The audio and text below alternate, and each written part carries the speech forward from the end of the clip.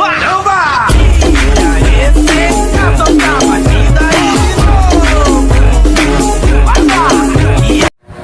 everyone, good morning, good afternoon, good evening sa inyong lahat. Sayuan ko muna kayo. Mas só que a profissão das minas é. Banati Cordapia. Ela vai gritando, ela vai quicando, ela vai batendo. Ito yung ginagawa ko guys, parang feeling na mabigat yung katawan ko at sumasayaw ko siya. Abusadamente ela vem batendo, ela vem quicando, ela vem tremendo, vem batendo, ela vem quicando, ela vem tremendo. Warm up muna tayo guys, circulate ng ating mga blood dyan guys. Huwag puro kain, higa. E a partir desse momento, taca aqui o puro bum bum bum bum bum bum bum bum bum bum. Okay na, tapos na ang sayaw natin, magluto na tayo. Una, hinimas ko ng asin. Hindi ako yung manok.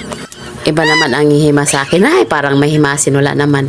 Hiniwa ko pala yung manok ng isang bisis, yung pakpak. At yan po. Pagkatapos paghiwa, siyempre hugasan po natin ng 3 bisis. Ayan po. Para matanggal talaga yung mga lawit-lawit, yung mga langsa-langsa, di ba guys? Ganito kasi ako magluto ng pagkain namin guys. Sinihimas ko lahat talaga ng asin, yung karne or manok. Naghiwa po ako ng patatas. Ito lang po yung ingredient ko sa curry guys. Chicken curry wings. May carrots, may patatas at may white onions. Nilagyan ko rin ito ng guys, garlic, pero hindi ko napakita sa inyo guys.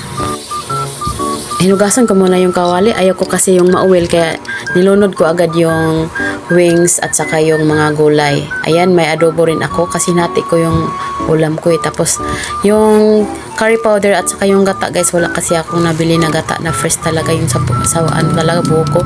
At minamas ko na rin yung potato at carrots guys para hindi makita ng anak at makain lahat yung ulam ko. Walang matapon talaga guys. Alam mo naman yung anak natin, pag hindi mahilig sa gulay, yan di yan kakainin. Malaki talagang save mo pag magluto ka sa bahay, hindi bumibili sa labas kasi mahal, di pa.